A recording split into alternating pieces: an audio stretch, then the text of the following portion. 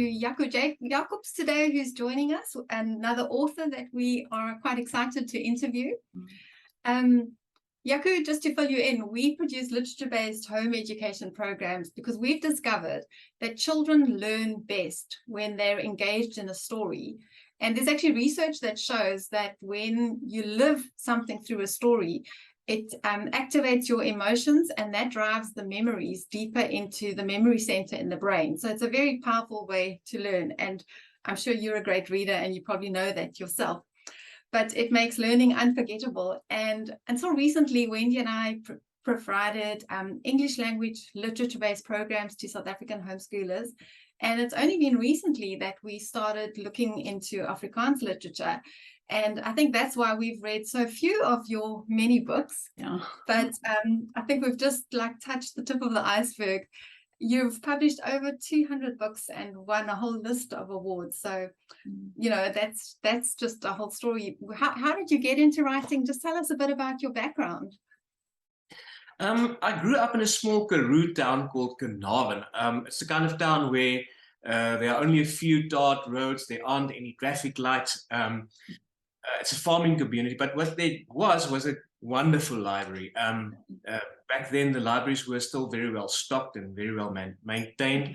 And I grew up as a kid who, first of all, I grew up with stories. I had a grandfather who could tell the most amazing ghost stories, and jackals and wolf stories, and I had a grandmother who could recite every poem from her childhood days. So I grew up in this environment, and then when I was about 6 or 7 years old, I discovered the library in town, and I simply read everything that I could lay my hands on.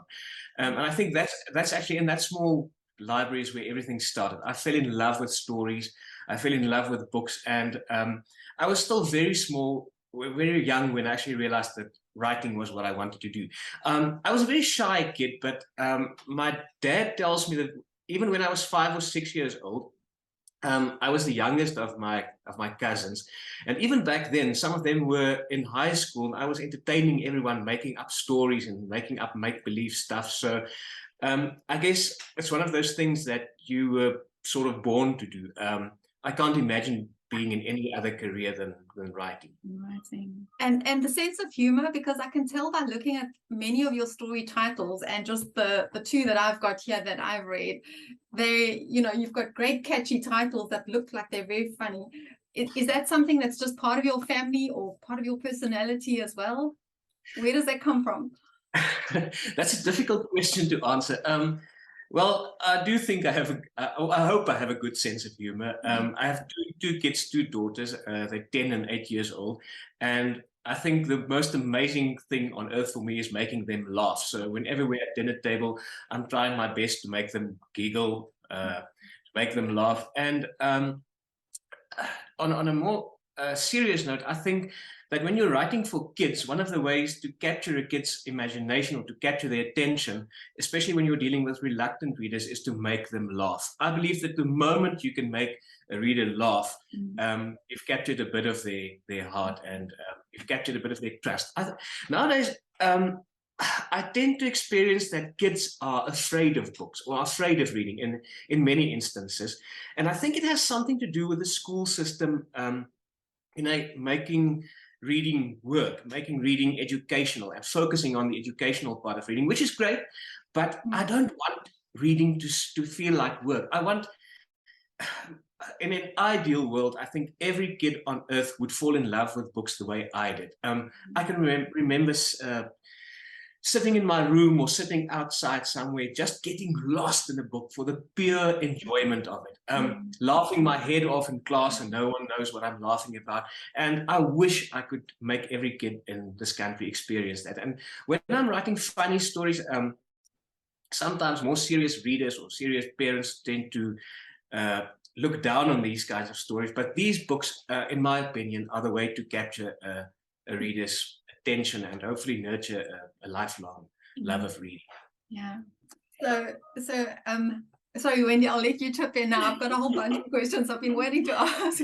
I just was so tickled by title of dinge wat ek nie van skape geweet het nie. Like, how do you arrive at a title like that? I mean, I know what the book's about and there's a sheep in it, but, and then how come it was changed slightly for the English version? You know, it's just unique. That specific book came about in a very unusual way. You can't see, I have a notice board right here on my, next to my desk. And one day, I got this idea out of the blue, and I wrote on a piece of paper, the most depressed sheep on earth. I think I saw a picture somewhere on the internet of a sheep looking very depressed. I wrote, die meest depressieve skaap op aarde, the most depressed sheep on earth. And that note was stuck to my notice board for, I think, close to a year, where I didn't get to do anything with it. And then one day I looked at this note. It's not actually really in my line of sight. I just noticed it. And I started thinking about, you know, where I came from. I grew up as my father's a sheep farmer, and I do a lot of research as well when I write non-fiction books for kids. I write a lot of non-fiction as well. So I went on the internet and I Googled facts about sheep. Growing up on a sheep farm, you'd think that I know most of the stuff there is to know about sheep. But I started remembering stuff like that, the fact that the first animal or the first mammal that was cloned was a sheep, and I read some research about the fact that sheep could recognize people's faces, and that they're actually much smarter than most people tend to think. You know, when you think of a sheep, you think of herd mentality, that kind of negative thing. And there's actually very much said for sheep to be quite intelligent. And I think this, I like making lists. I like making funny lists. And so I started listing these things down. And I think this list was called Things I Didn't Know About Sheep. And there was the title for the... Ah, wonderful. There had to be a story behind that. Yeah. And now, Wendy really likes the Oma in the story. She wants to be an Oma like that, apparently. Is there somebody like that in your world? Or is that lady a composite maybe of people you've known or met? Because she's delightful. I've never based a character solely on someone that I know. I don't know exactly where Luan's grandmother came from. She's not based on anyone that I know personally. But I tend to, I can even remember in high school writing stories about older grannies that tend to, older women are tend to be put into this mold. You know, you're thinking, when I was a kid, you thought about a grandmother as someone who bakes koeksisters and milk that and knits and stuff like that. And I like challenging those kinds of stereotypes. So I wrote a book called My Oma's a Rock Star, My Granny's a Rock Star, which was about a rock star granny. So I think it's sort of, one of my favorite actresses on earth is the actress Judi Dench. And I think the thing I love most about her is her eyes. She always has this mischievous, whatever role she's playing, she always has this mischievous twinkle in her eye. If I could have anyone on earth play this role in a movie, it would have been her. What I actually do when I'm writing a story like this is sometimes I'm not very visually inclined or gifted. So what I sometimes do is I go on the internet and I search for pictures, and then I make myself a folder here on my desktop with pictures of showing more or less what the different characters in the story look like. And then it makes it easier for me to describe them. And if I remember correctly, I think the actress that I actually used for the visual descriptions of Luan's grandmother was Shirley MacLaine. I don't know in what what picture, in what movie she was, but that was eventually what she looked like in my mind. But character-wise, I have this Judi Dench's grandmother. Was what I had in mind. That's so sweet. So I want to find out: did you go and study a Bachelor of Arts in Literature, or did you just transition from high school into writing your first book? And also, what was that experience when you took your first book? Now, we don't write fiction. We use fiction and we draw lessons out of that fiction, or we use fiction to highlight something historical or geographical. So, but even as we deliver our product to the homeschool community, it's always like letting somebody come in and see your baby on that first day and hope that they say, "Oh, how beautiful," and not, "Oh gosh, look at that nose," you know. So how did you feel back then? What was your transition from high school through to writing your first book? I would love to know that experience. I've thought about this a lot, the fact that I started writing at a very young age. And by the time I was in high school, I was already writing stories for competitions, entering various writing competitions, and started to do better and better in them. And then in grade 11, one of the prizes that I won was I got to attend a writers' school in Potchefstroom for a holiday, and it wasn't a writing school for kids. It was actually adults. We were 2 school children attending, and it was very much focused on publishing and how to get your book published, how to make money from writing, and it was the most amazing experience that I could have, getting to meet real life authors that I've been a fan of for very long, and getting to know what the process was like. So I went home to our Karoo town, and I immediately started writing short stories and submitting them to magazines. I didn't know at that stage that you could do that. And in matric, so my first short stories were published and were bought by magazines. Stunning. And it, in a certain sense, I think maybe I started publishing too early, but I think that took away some of the scariness of the publishing process. You know, seeing my first stories in national magazines when I was only 18 years old. One of the editors at an Afrikaans magazine, Sarie, was Francois Bloemhof, the Afrikaans writer, and after he saw maybe 10 or 12 of my short stories, he started talking to me about the idea of writing for kids. I was submitting stories to a women's magazine, but many of them were ghost stories and vampire stories and stuff. Obviously, years later, Francois told me that he nearly got fired from his position at the magazine because he published a vampire story of mine. But he encouraged me to start writing kids literature, and at that stage I wasn't even considering it. I was thinking of writing these adult novels for adults and serious literature. And I went back to the library and I started rereading all the stuff that I read as a 9 or as a 10-year-old. And at the end of matric, in that long holiday you have before university, I sat down and I wrote my first book-length manuscript. It was a scary story about a fun fair that visits a small town like the one that I grew up in. It was a horror story. It was very much inspired by Nightmare on Elm Street and all the classic horror films that I love. And I submitted it to a publisher sort of fearlessly. You know, at that age, you don't overthink. I submitted it, and I started writing the next thing. And eventually, the book was accepted for publication. The publication process took a few years. But at that stage, I was already off at university. I studied communication science with Afrikaans and Dutch as my majors. And I did my honors degree in Afrikaans and Dutch. I think I studied communication science with the idea of going into journalism if the writing thing didn't pan out.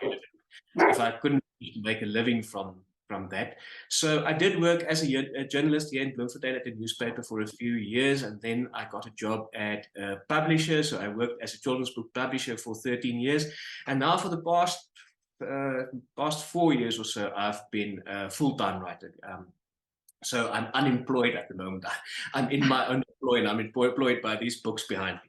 But that in a nutshell is more or less how things started out for me. It's still a daunting process getting the first published version of your story. You're always looking for mistakes or things that you could have done better. I remember that my first book that was published was actually not the first one that I wrote. Pretpark, the book that I wrote in matric, took about 6 years to get published. And in the meantime, I'd gotten another publisher, someone who was starting out at a publishing company, and she was very much impressed with the stories that I wrote. We had the same idea what we would want to do for kids. So my first book was published in 2001 when I was 21 years old. At that stage, you could nowadays the legal age for signing a contract is 18. By that time, it was still 21. So I think 2 weeks after I turned 21, I could sign my first publishing contract. So my dad didn't have to sign it for me. And I still remember walking into the publisher's office and seeing a stack of my first book lying there. And you don't want to gush, and you sort of just trying to look at it from the corner of your eye, and not try to seem too impressed or too scared with yourself. But they took me down into the storage room, and they showed me what 3,000 copies of your book looks like, and it's terrible seeing that stack of books. And I thought, how on earth are they, or are they ever going to sell all these books? So that was that was quite daunting, seeing all those printed copies. So it's amazing. Wow. The other book I wanted to ask you questions about before Wendy jumps in was your 'n Goeie Dag vir Boomklim, which was translated into English, A Good Day for Climbing Trees. And I think it's a stunning message. It's universal, and I'm sure that's why it was translated. But not all Afrikaans books are translated into English. So maybe tell us a bit about that, and why did you write a book with that message about finding your identity? Because I think that's the thing. Teens are at that stage in life where they're looking to find out who they are. But you also wrote about other people wanting to be noticed for a whole variety of other reasons. And it's quite an interesting theme to explore. First of all, to start with the theme of the book, I don't like writing about a theme or writing around a message. I like to write a story.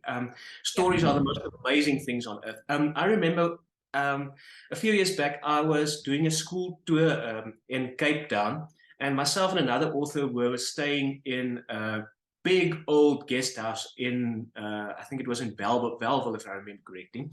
And the guest house had this big courtyard with an old fig tree growing in the middle of it. And one day I came back from a school tour. I was very tired. I wanted to get in a quick nap in the afternoon, but the owners of the guest house, their son had a band, so they were doing band practice. So there was no way I could get in a nap. So I was standing at the window and was on the second story, and I was looking down on this big old fig tree that was probably hundreds of years old.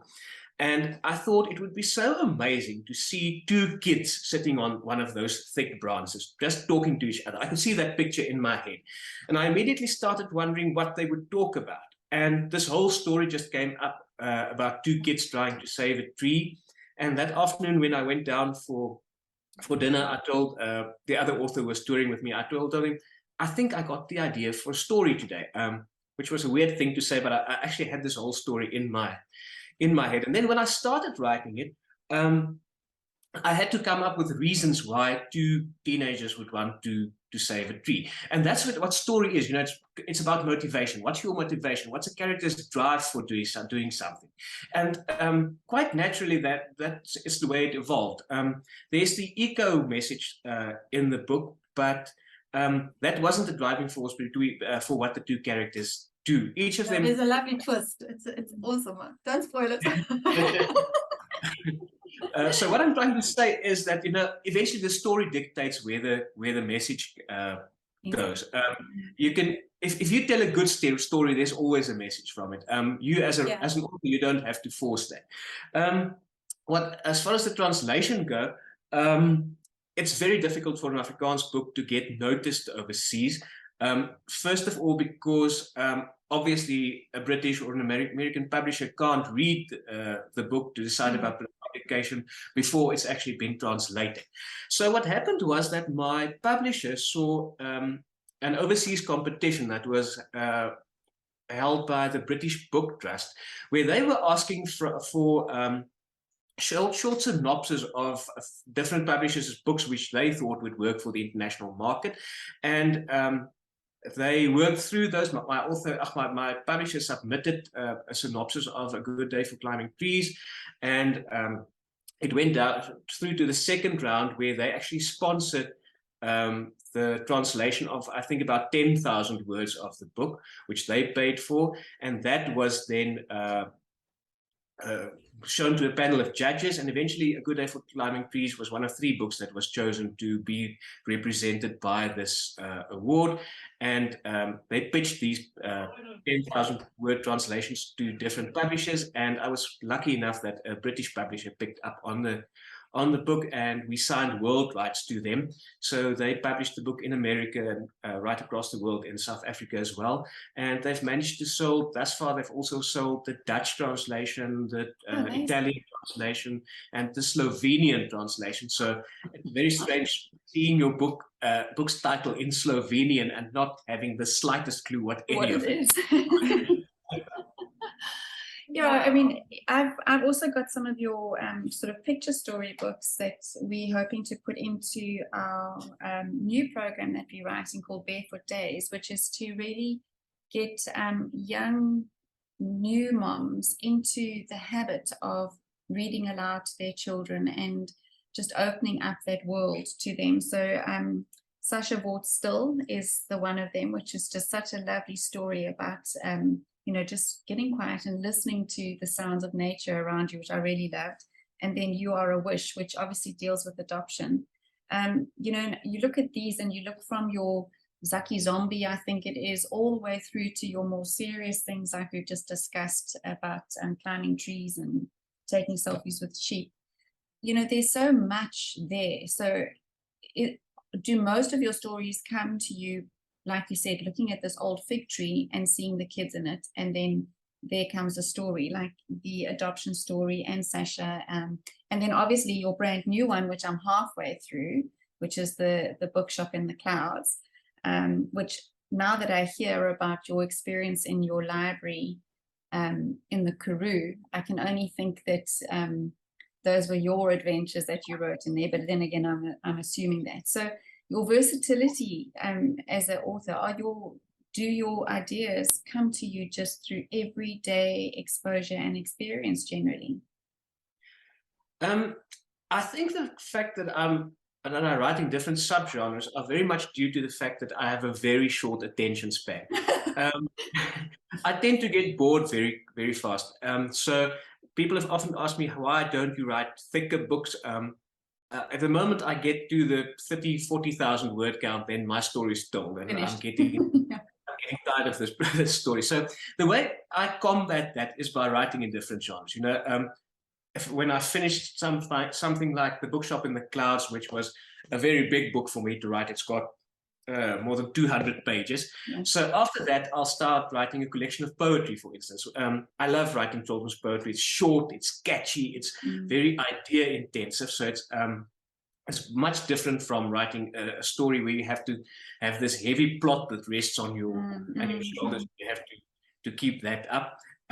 So I think after The Bookshop in the Clouds, I directly went and I wrote a new collection of poems for every day of the year. So that's coming out next year, which meant I had to sit down and write down 366 poems. But I think that's easier than it is for me to write a big book like this.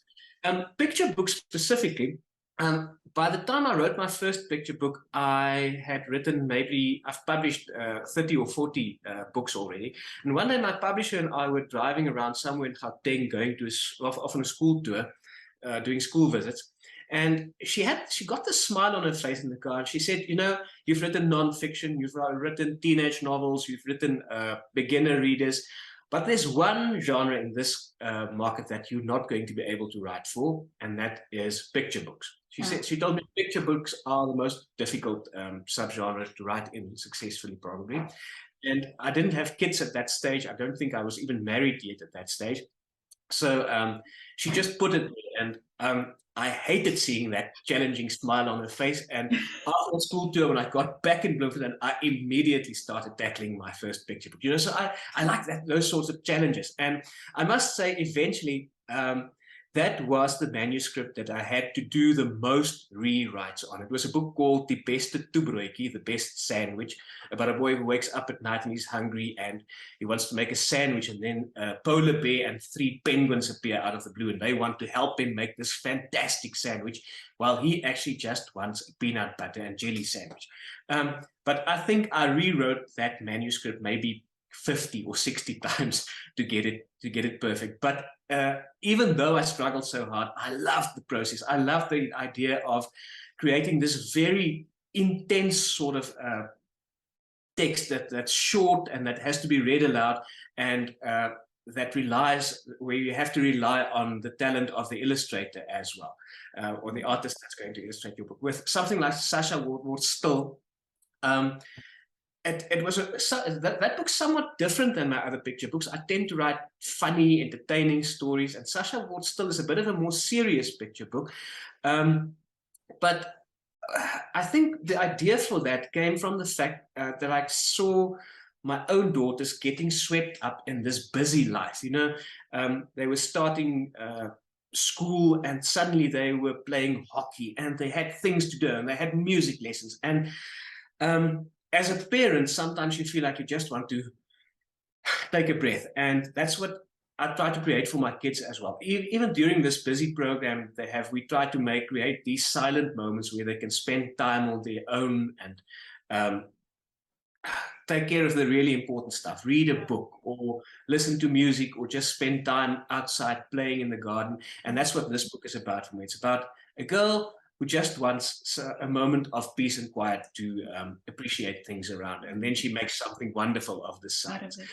I believe it's so important that kids get the opportunity to do stuff on their own, to be bored. We always think about being bored as a negative thing. I don't think you can be creative unless you have a certain amount of time that you can spend being bored. I'm never actually bored. I don't think I've ever been bored in my life. You just learn to spend time inside your head, and I would love for every kid to be able to do that. Yeah. Well, I mean, I just think it's absolutely fascinating. I don't think that I've ever met anybody who can say that they've written 200 stories starting from before 18 years of age. And we just want to say thank you. There's so many of our authors from our first program that we wrote in 2002 that have passed on, and they've left such a rich heritage of stories that we are able to reprint for them. But it's just amazing that we've now got this new fodder that's coming in from what you're doing. So please stay in your head, keep those ideas going, and thank you. I don't know, Shirley, have you got anything else that you'd like to ask Jaco? No, I was just interested in you saying how challenging it was to do a picture book, because Wendy and I now review a lot of books, and we try and choose the cream of the crop to use in our programs. And we've started to pick up how some authors have a great plot, but their writing skills are not very good. We had another author say her editor always said to her, "Show, don't tell." And I think that's a common phrase in writing circles. But I've seen how many authors there are that tell and tell and tell, and then it comes across as preachy and teachy, and it's like, blah, it just falls flat. So I'm sure you've had to hone your craft, or did it come naturally, or have there been editors or people that have helped you with that skill over the years? No, I've definitely had people helping me. I've been lucky to have had the same publisher for more than 20 years. Her name is Mimi du Plessis, and she works at Pan Macmillan in South Africa nowadays. And it's great working with the same person for that long. We have exactly the same vision, as I've said earlier, about entertaining kids, about getting kids to read. So over the years, I've learned a lot from her. And when I started writing, what she did, when I started publishing, she was new to the publishing industry as well. And what she did in the beginning is she got a lot of manuscript reviews from kids. She gave these manuscripts to kids and asked them to read it. And over the years, we've learned so much from children, getting feedback from kids and from teenagers. So it's not always editors or people in the industry who teach you a lot, but I really owe so much to people like that who have taught me what I know by now. Obviously, it's always a learning curve. Every time you sit down in front of a blank screen, it's not as if you can say to yourself, okay, I know everything there is to know, I can just sit down and write the story. But it does get easier. You do get to learn some of the tricks of the trade and to understand how things like dialogue and showing and telling and stuff like that works. Fabulous. Well, I think we could talk for hours, so let's just end off now. Thank you so much for joining us. It's been it's so interesting. Fantastic. Thank you, Jaco. Have a lovely rest of the day. Thank you so much. Thanks for all the trouble.